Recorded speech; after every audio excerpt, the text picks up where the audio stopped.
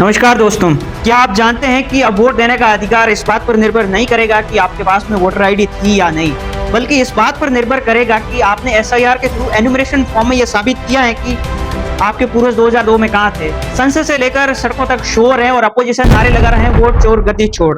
Vote चोर गद्दी छोड़, vote चोर गद्दी छोड़, वोट चोर गद्दी छोड़। लेकिन असली कहानी उन लाखों घरों में चल रही खामोश दहशत की है जहाँ लोग पुराने कागजों को खोज रहे हैं, और उन सरकारी बीएलओज की हैं जो एक इम्पॉसिबल डेडलाइन को पूरा करने के लिए अपनी जान दे रहे हैं। ये सिर्फ एक सर्वे नहीं है, बल्कि भारतीय लोकतंत्र के इतिहास का सबसे बड़ा फिल्टर है।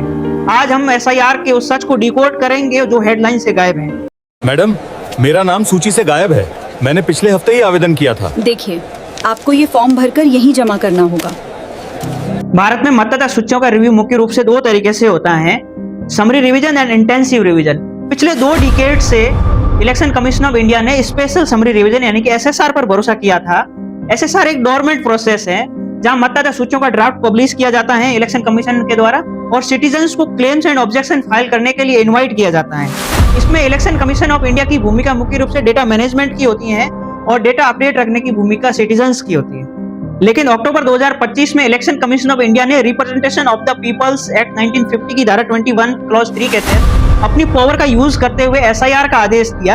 ये एसएसआर से फंडामेंटली डिफरेंट है। एसआईआर एक एक्टिव प्रोसेस है जहां बीएलओज को डोर टू डोर जाकर ये वेरीफाई करना होता है कि वोटर वहां रहता है या नहीं। अगर हिस्टोरिकल सिनेरियो से देखें तो एसआईआर पहले नियमित रूप से होते थे, जो 1952 से लेकर 2002 के बीच में हर 5 से 7 सालों के बीच में होते थे।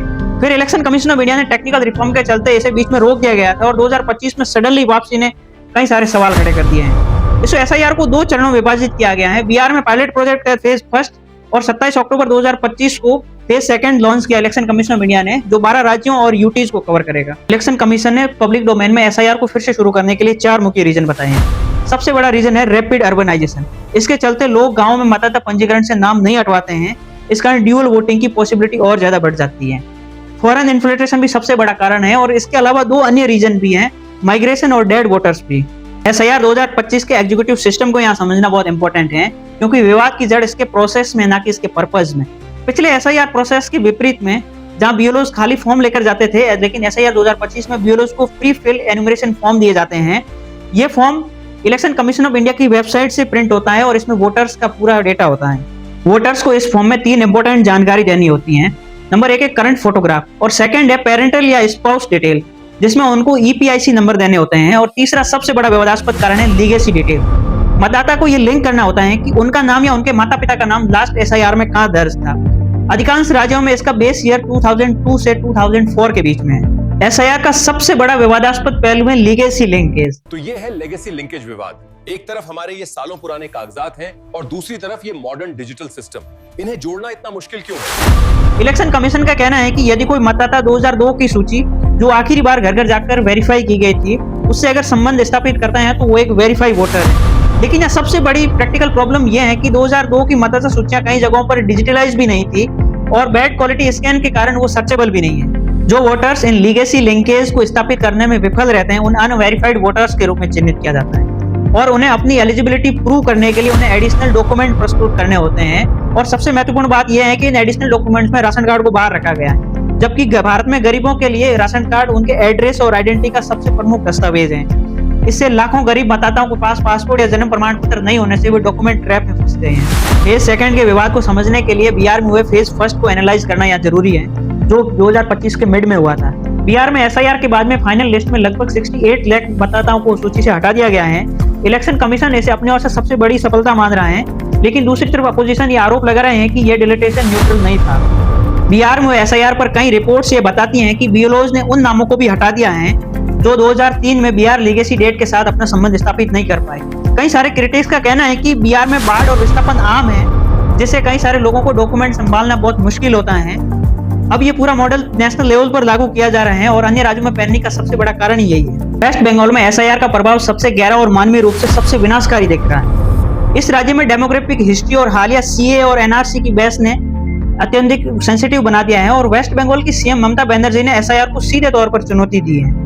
उन्होंने कहा है कि ये बैकडोर टू एनआरसी है, और एसआईआर के माध्यम से इलेक्शन कमीशन इसे नागरिकों को डाउटफुल चिन्हित करेगा, जिसके बाद में एनआरसी को लागू करना और ज्यादा आसान हो जाएगा। एसआईआर का सबसे ज्यादा दुखद और नेगेटिव इफेक्ट गवर्नमेंट सर्वेंट्स पर पड़ा है। वेस्ट बंगाल, केरला, राजस्थान, तमिलनाडु जैसे कई सारे स्टेट्स से ये खबरें आ रही हैं कि बीएलओ सुसाइड कर रहे हैं। इन सभी सुसाइड्स में एक बात ये कॉमन मिल रही है, वो ये कि इन सभी ने इलेक्शन कमीशन ऑफ इंडिया और ओवर वर्कलोड को जिम्मेदार ठहराया है। और कई सारे बीएलओज पर ऊपर से ये प्रेशर आ रहे हैं कि उन्होंने तय समय पर अगर पूरा प्रोसेस नहीं किया तो उनके खिलाफ अनुशासनात्मक कार्रवाई की जाएगी और उनका वेतन भी रोक दिया जाएगा।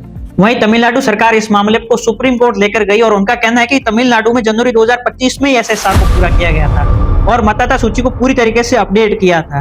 डीएमके गवर्नमेंट ने यह भी तर्क दिया है कि एक ही साल में दो बार मतदाता सूचियों को इंटेंसिव तरीके से अपडेट करना पूरी तरीके से संसाधनों की बर्बादी है। और सुप्रीम कोर्ट में तमिलनाडु सरकार के वकील राजू रामचंद्रन ने यह भी तर्क दिया है कि बिहार में हुए एसआईआर को कॉपी पेस्ट करके तमिलनाडु में लागू कर दिया है और उनका कहना है कि जो उत्तर भारत में फर्जी वोटर जैसी समस्या तमिलनाडु में ना के बराबर है। वहीं दूसरी तरफ इलेक्शन कमीशन का कहना है कि उसे कॉन्स्टिट्यूशन ऑफ इंडिया के आर्टिकल 324 उसे चुनाव में अधीक्षण, निर्देशन और नियंत्रण की पूर्ण शक्ति देता है और मतदाता सूची को प्योर रखने की भी शक्ति नियत है। लेकिन ऑपोजिशन के इंडिया अलायंस ने इसे वोट चोरी का नाम दिया है और राहुल गांधी ने एक न्यूक्लियर बॉम्ब नामक एक प्रेस कॉन्फ्रेंस की थी। हाइड्रोजन बॉम्ब आ रहा है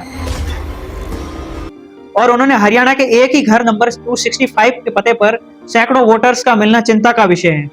और उन्होंने ये भी कहा कि एसआईआर इसी हेर फेर को संस्थागत बना रहे हैं, लेकिन सरकार ने इसे राष्ट्रीय सुरक्षा और चुनाव में पवित्रता का आधार बनाकर एसआईआर को सही ठहराया। एसआईआर 2025 भारत के चुनावी लोकतंत्र में एक महत्वपूर्ण मोड़ है, जिसमें फर्जी मतदाताओं को हटाना और प्योर वोटर लिस्ट का निर्माण करना किसी भी लोकतंत्र के लिए एक आवश्यक है। हालांकि जिस तरीके से इसे लागू किया गया है और बीएलओज पर अमानवीय दबाव और 2002 के पुराने दस्तावेज को कंपलसरी डिमांड और व्यापक परामर्श के अभाव में इसे तकनीकी सुधार की जगह एक मानवीय संकट में बदल गया है।